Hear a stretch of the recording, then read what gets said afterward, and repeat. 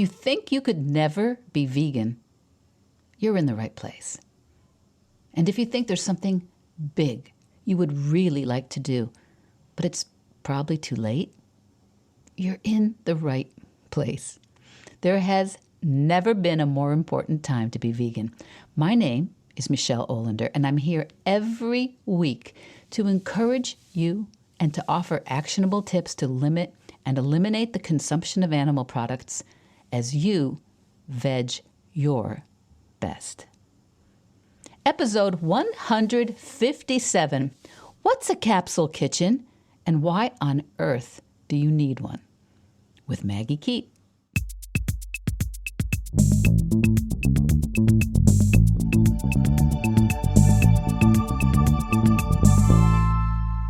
Welcome, and happy September, my Veg Your Besties. Whew, it's September. You know, I mentioned a few weeks ago that I think I may have the August scaries, and that's like, you may know the Sunday scaries, which I don't actually remember ever having had, but the August scaries, well, August is like the Sunday of the calendar year. But once September hits, there's no more time for that, right? Snap back to reality. Oh, there goes gravity. And as mentioned a couple of weeks ago on episode 155, the theme for this fall is systems. Systems to help you actually follow through on what it is you actually do want. So if the back to school reality has you feeling unprepared and untethered here on planet Earth, it could be that one of the systems you need is a capsule kitchen. What's a capsule kitchen? So today's guest, Maggy Keet from Planetarian Life, she's here to tell you all about capsule kitchens and why you might need one. Maggy Keet has a great website, newsletter, and podcast also, all called Planetarian Life, and it's all dedicated to empowering each of us to take daily action on climate change by making plant-rich cooking easy, sustainable, and delicious. On the podcast, Maggy, her cookbook author mother, and cousin Laura, they meet at the intersection of real life and climate change, and they discuss how to create daily actions with a future they hope to create. And I think you're going to love listening to Maggy. I think you're going to love hearing her take on how the choices we make can actually support our families and our planet. And the system we might need right now is a capsule kitchen. So let's listen to Maggy. And I, of course, will see you on the other side of the interview. Maggy Keet from Planetarian Life. Welcome to Veg Your Best. Oh, thank you so much for having me. It's great to be on. Well, I ran into your work recently, and then I've been kind of binging on some of your content and signing up for some of your guides and listening to some of your podcast episodes. So you're very multimedia young woman. And I wanted everyone to learn about what Planetarian Life is, and especially something you've created called the Capsule Kitchen and how that can help with a plant-based home. So why don't you tell me a little bit about what brought you to this work? Well, probably it's probably almost 15 years ago now, I started eating more plant-based for my health. And I noticed a big change in how I felt, and I was very encouraged to keep going with it.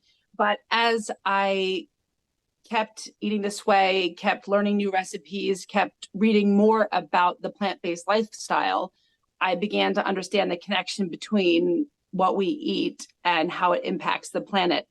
And as soon as I learned that reducing our meat and dairy consumption is the biggest way that we can reduce our carbon footprint, I immediately had a shift in why I was eating this way. So started primarily with health. And then especially when I started having children, and I was focused on climate change and what I could do personally in my own home to kind of lighten my footprint on the earth. And it was a challenge. I'm a cook. My mom is a 9-time cookbook author and food writer. I knew how to cook. I grew up cooking, but then I knew, like, as soon as I started removing meat and dairy from the equation, not entirely, but primarily, it was hard. It was hard to make that shift. And I knew that if somebody who was as competent in the kitchen as I was having a hard time making this change, that other people were going to be struggling as well. And so I immediately made it my mission to help other people to transition away from a primarily meat-focused diet towards one that I call plant-rich or plant-forward. Because I'm not totally vegan or even fully vegetarian. And I also thought that brought a different perspective to making this change. Having been on vegan blogs and vegetarian websites, I felt there was a certain degree of judgment towards people who were not fully vegan or vegetarian. And it made me feel unwelcome in those spaces. And I wanted to create a more welcoming third space where people could be on kind of sort of a sliding scale and feel welcome, and like they could ask questions, or that they could transition at a different pace based on where they were in their life, or if they have children, or for religious reasons, they needed to continue to eat meat and dairy, or for health reasons. So that was sort of the origin of Planetarian life and the Capsule Kitchen. Well, I think that's great because your mother is a very formidable cookbook authority and chef, and I've enjoyed listening to her weigh in on some of your podcasts, and also with your cousin is on your podcast, right? Yeah. So you both your way around a kitchen. Yeah, we do. Yeah, I grew up at my mom's Apron Strings, and that was one of the greatest gifts that she ever gave me, is kind of a learning by osmosis, not how to follow recipes, but how to intuitively cook. And I think that's one of the things that I'm trying to help people do, learning to cook more plant forward, and to make it easier to get plant-based meals on the table, is to sort of remove the need to rely completely on recipes and instruction, and to be able to cook more intuitively, more with what you have, what you've got, more with the seasons, and really more in tune with the earth. So this brings us to the idea of the Capsule Kitchen. And one of the things I loved is the way you break down, and I'm going to look at my notes here, your idea of breaking down how to cook without a recipe. You just start thinking in these categories of ingredients, essentials, bases, formulas, classics, celebrations, techniques, and equipment. You might have a couple more there that I don't have written here, but I love that because I do think that's a little bit how my brain works. I've told everybody I'm a grandmother now, and I cook by assemblage. I just, I know a vegetable, a green, a grain, beans. So I kind of put things together that way. And that's very simple for me. It's sometimes hard to explain to others. And I love the way you have put these bases together. So would you talk a little bit about some of them? Well, I would start by saying that the concept for the Capsule Kitchen actually came from my cookbooks. Actually, she did 3 on this subject called How to Cook Without a Book. And so she taught people formulas that would allow you to insert what you had. So instead of saying you need a bell pepper and corn and snow peas, it calls for a poundage of vegetables. Or, her first book, How to Cook Without a Book, had meat in it. So it would be like a chicken breast with different, a pound weight of vegetables, and then 4 or 5 different pan sauces that you could make based on, again, like what you had or what you were craving.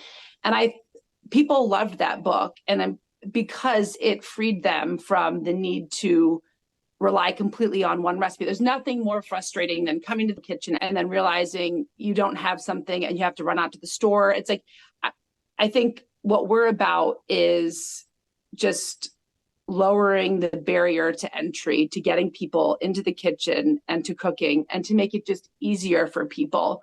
Most of our recipes don't have more than sort of 10 ingredients. They're simple. They're things that people readily have on hand. And it all starts, one of the elements of the Capsule Kitchen is having a well-stocked fridge, freezer, pantry. And I don't mean overbuying, because that can lead to significant food waste and things going out of date or spoiling, but just having a repertoire of things that if you have these things on hand, you always have a meal. It's like these, I call them my lifeboat dishes, where it's a Tuesday night, I'm coming in the door with the kids, I don't have a plan for dinner, but I know I've got 8 or 10 dishes that just based on what I have in the fridge, freezer, pantry, I can get a meal on the table.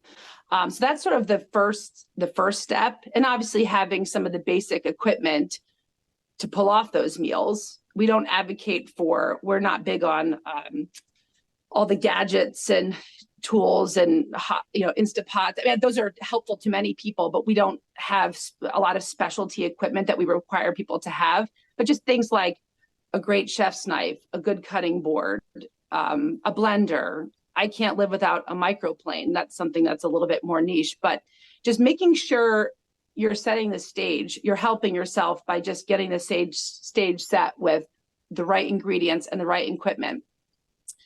And then there are, as you mentioned, there are other elements, but it's honestly about getting a little bit ahead each week. So for example, one of the categories is essentials.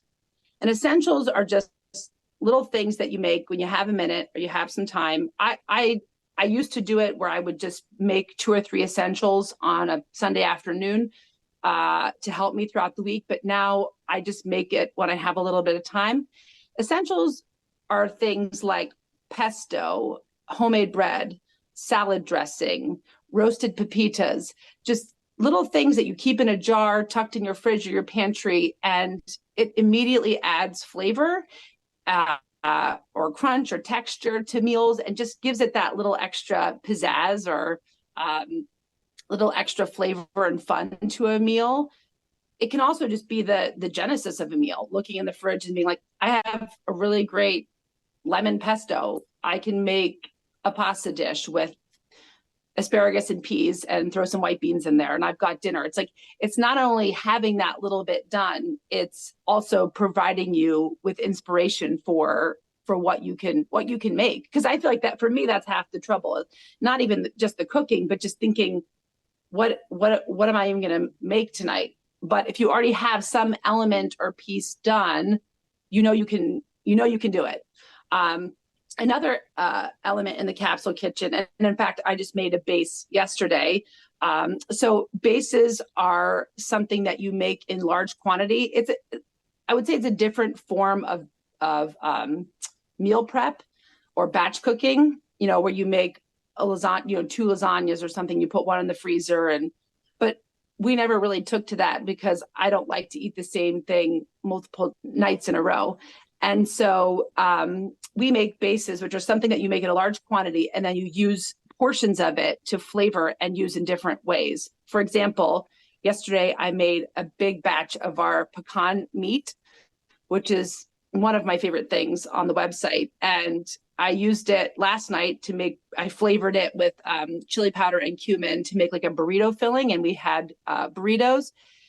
And then I've got some in the fridge and I've got some stored in the freezer.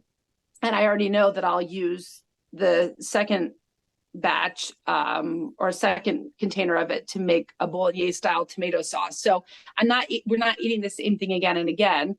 But I've done all this work. Well, it wasn't hard work. I just threw it in the slow cooker, but I did the work. And now I have, again, inspiration, and I've got part of the meal finished and just easily accessible and ready to flavor up in any different way. To make a delicious plant-based meal. Well, I think what you're saying about the mental bandwidth is, for many of us, so much more daunting than actually cooking anything. The idea of planning it, thinking, looking through the pantry, the freezer, What do I have? So knowing that you have things you can always make, a handful of meals, go-to meals that people like, I think is exactly what we want. And it's what many of us have learned to do with animal products featured in Yes. the meal. So that is one of the things I find people really go, what am I going to do? I don't know what to do. It's 6 p.m. I just had to, I can't think about a new way of cooking now. And that is exactly the wrong time to think about a new way of cooking. Is it 6 p.m.? Yeah, it is. So Yeah, that's it what I is. love about your work is you have little things we can do bit by bit in terms of the techniques and the ingredients and the pantry to prepare. And maybe not the name of this podcast is Veg Your Best, because if you could just go plant-based or vegan overnight, you probably don't need to listen to me or listen Yeah, to anybody yeah, else, right? So this is for people who are still trying to like up their game and learn some new habits. And there's always more to learn, no matter yeah. where you are in this continuum. So what's a meal that sometimes people say, well, I don't know what you eat. And I go, well, I eat everything except for, meat, fish, dairy, and eggs. And they're like, yeah, but what? So what's a couple things that people can learn through the Capsule Kitchen to cook? Well, I think one of which is that particularly on our techniques page, just learning a technique for something again is going to help free you up from relying on a recipe.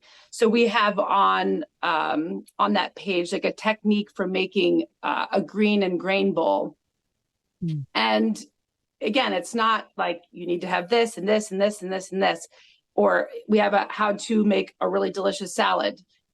Again, not a recipe, just instructions and guidance for if you want to make, everybody loves going, well, I shouldn't say everybody, but many people love going to those salad spots where you can kind of assemble a salad based on kind of, they have those little trays of all these different yummy ingredients and stuff like that.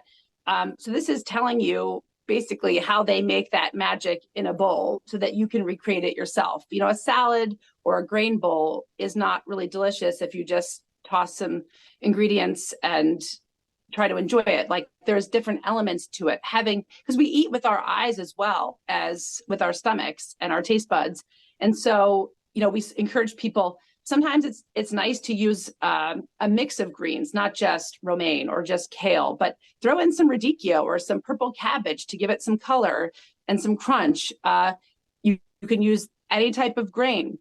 Here's a good ratio of greens to grains. And then you come to, it's nice to have a little texture, a little crunch, maybe some nuts or some toasted seeds. A little bit of sweet can be nice, maybe some dried fruits. Of course, and a really killer dressing never hurts any type of salad or grain bowl. But again, teaching people the elements of what makes a great salad, grain bowl, even a soup or a pasta dish. You're learning the technique as opposed to just the recipe.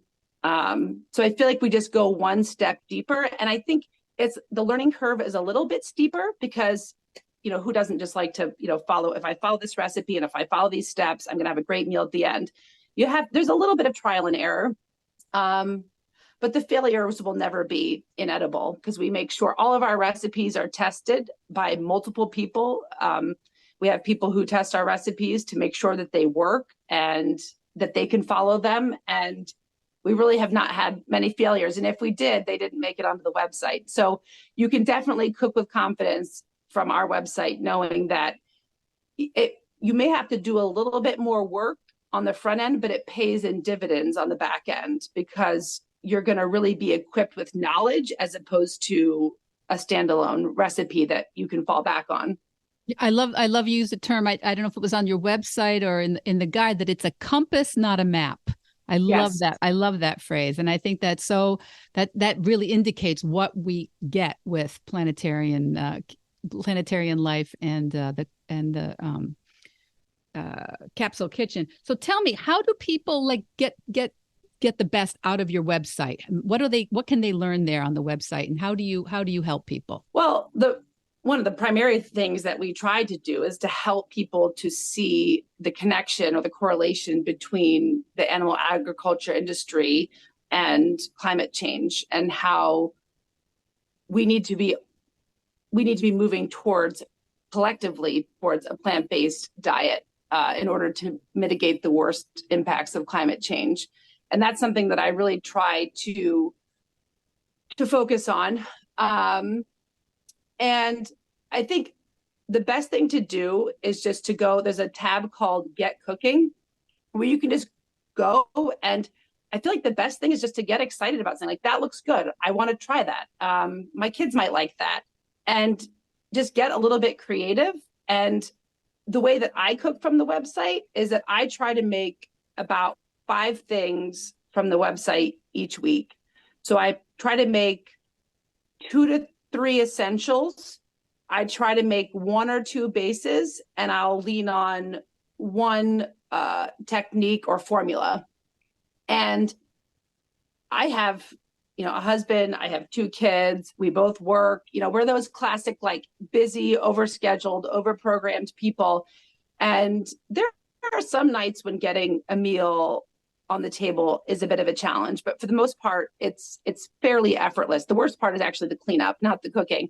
But I feel like if you could just go in, get excited about something, and then start small, just pick 1 thing from each category to try it. Just make 1 base, 1 essential, try 1 formula. Of course, there's some great things in the classics section as well for people who may feel like they're going to miss meat and dairy products. But if you go there, there's some great inspiration for dishes that we all love, planetarianized or, veganized, and just start there. And honestly, I think the proof is in the pudding, so to speak. Like, once you start cooking in this capsule kitchen type way, you're going to see how it changes your day to day.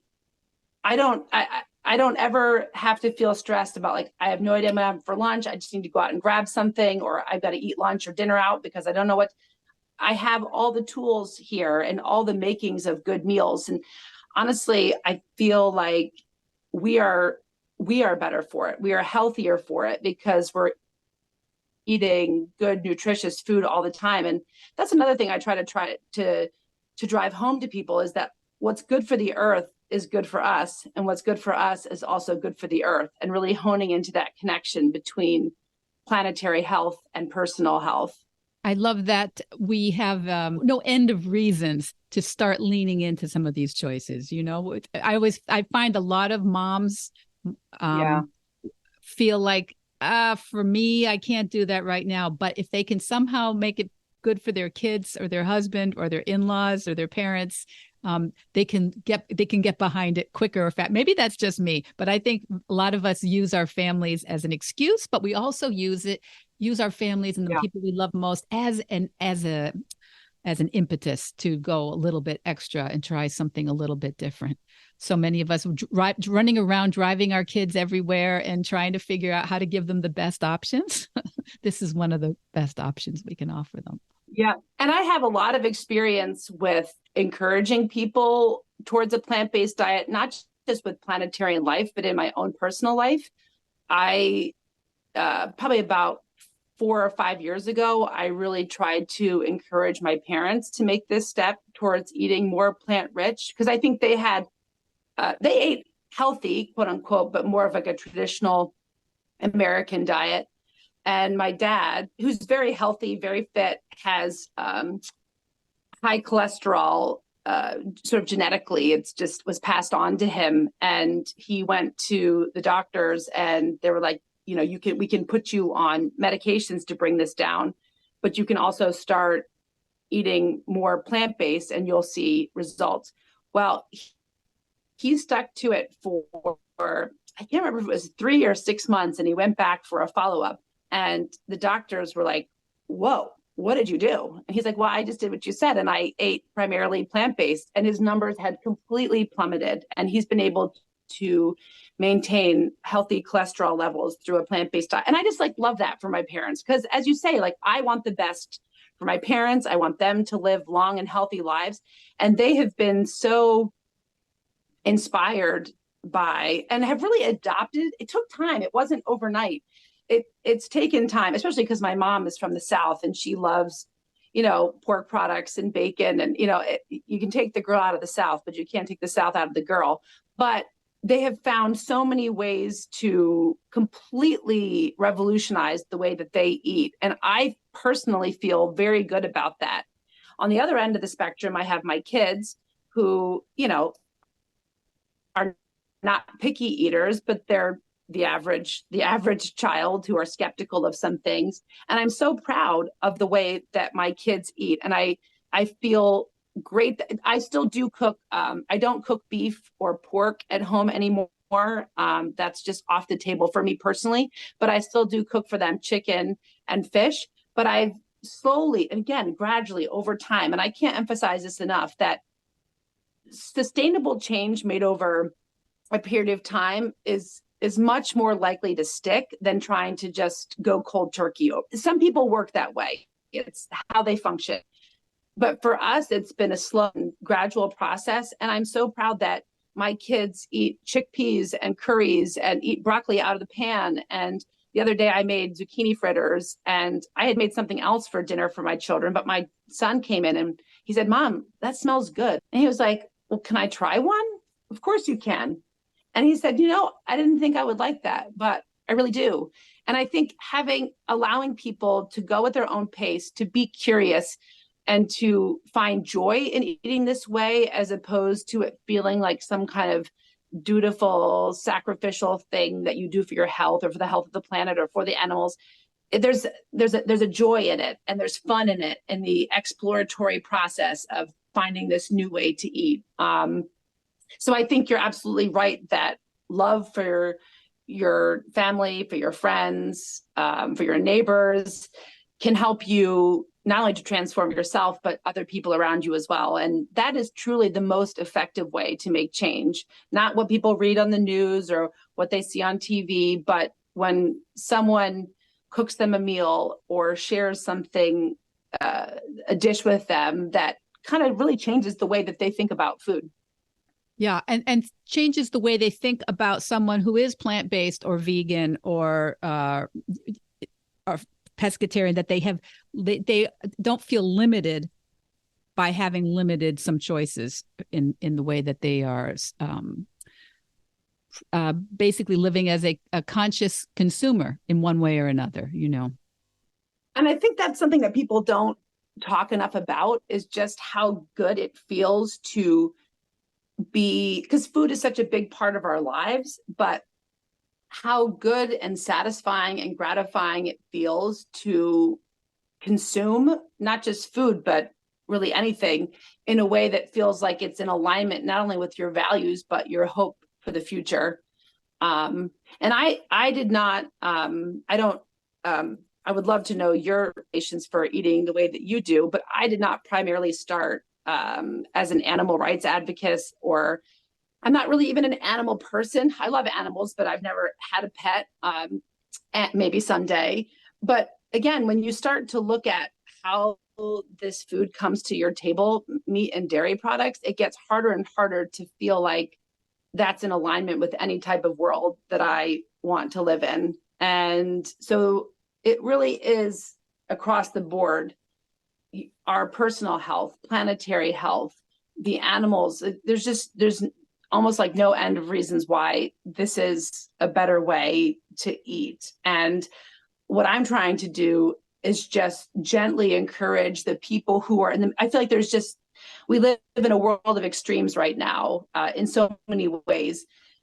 And so you have like the diehard vegans, and you have the committed, open up more space in between for people who are curious to feel like they can transition at their own pace and in their own time without feeling pressure or judged to be doing it differently. Yeah, because I don't think anyone, Maggie, what you're saying is so helpful. People cannot become vegan if this is your goal as another vegan. They can't become vegan until they believe they could actually do it. Yeah. And, another important thing that I actually wrote about recently is I don't think people know that adults' taste buds can change. People know that kids' taste buds are changing and growing, but adults' taste buds change and are there's like a kind of like a rotation out every, however many weeks, months, and you you will learn to crave the foods that you maybe once didn't like or weren't interested in or didn't appeal to you. And I really experienced that when I first started eating primarily plant-based 10 years ago. I my mind, my taste buds, my soul wanted, chicken or a burger.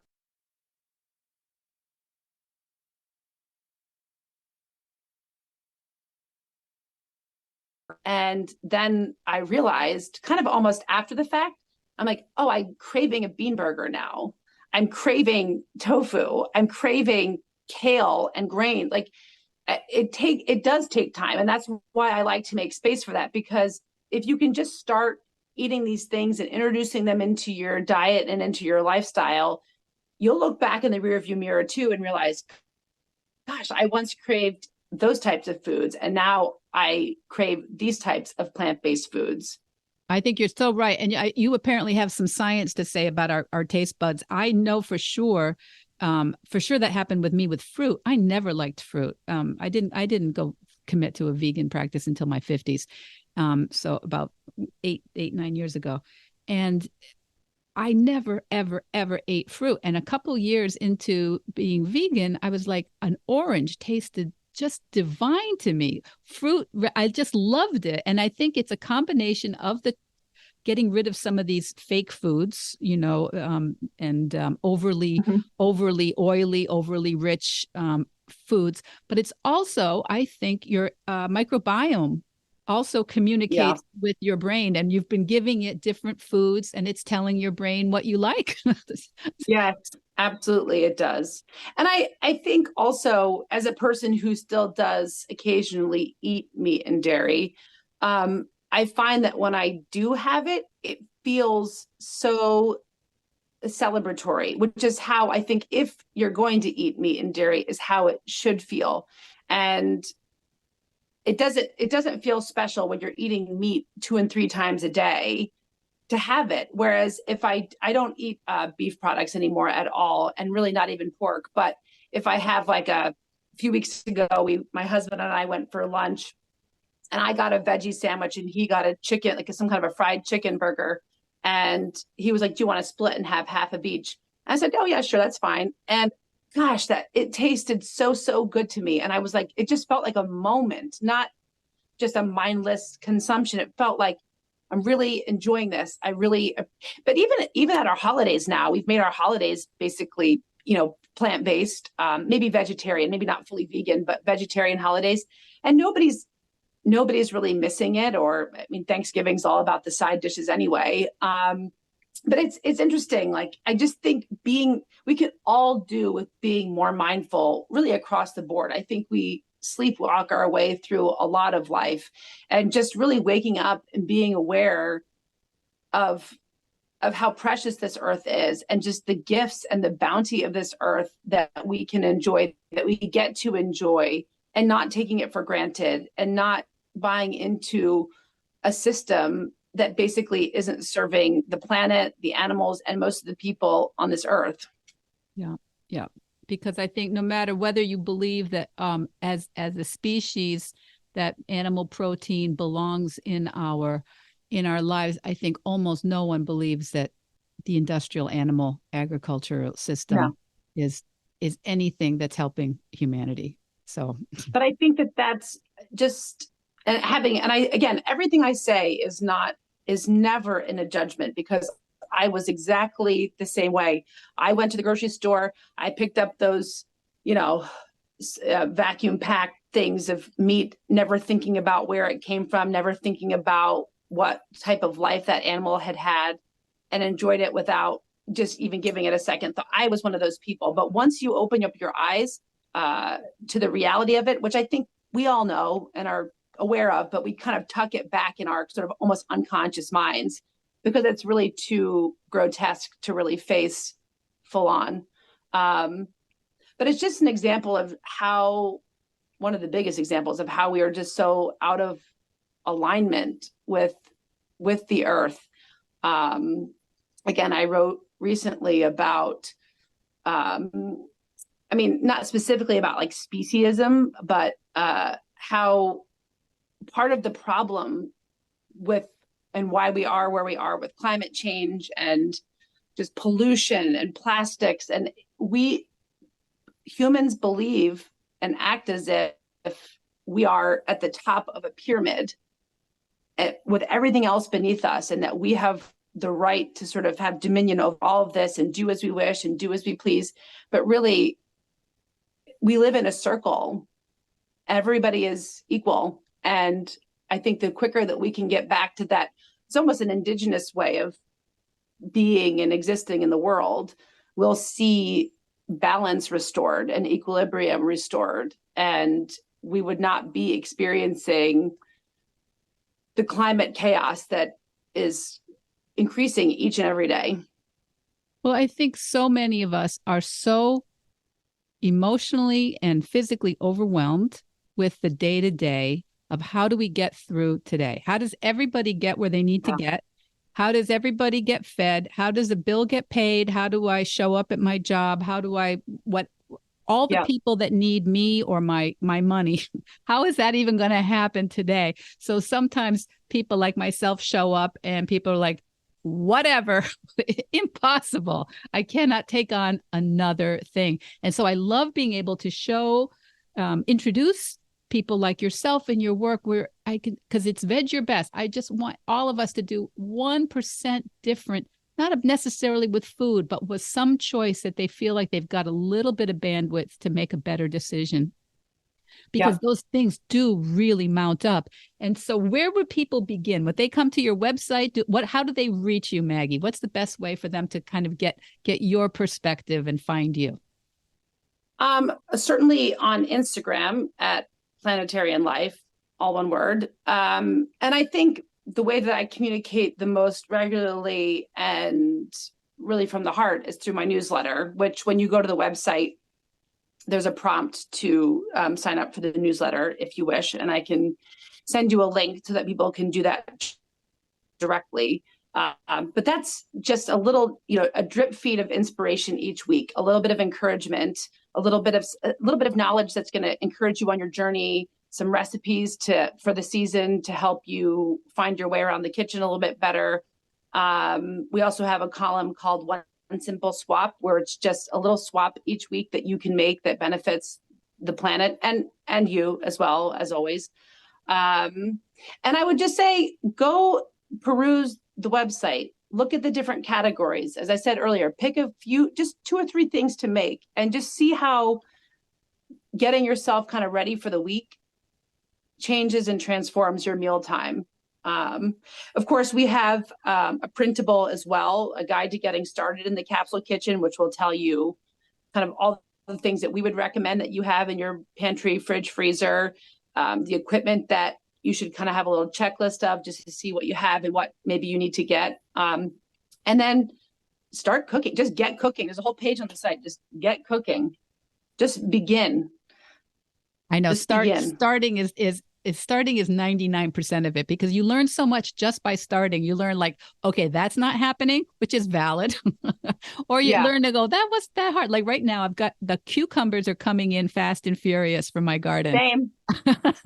After like one every third day, now they're just coming in. So I'm chopping them up and putting them in pickles, to pickles and refrigerator pickles, not actually, you do not have the bandwidth for actual fermented pickles in the deep pantry. But I can make a quick pickle, and it's one of the things you talked about right in the beginning, some small thing that you can do that personalizes your food, that gets you a little bit more in touch. And it doesn't take any time to throw pickles into vinegar, basically.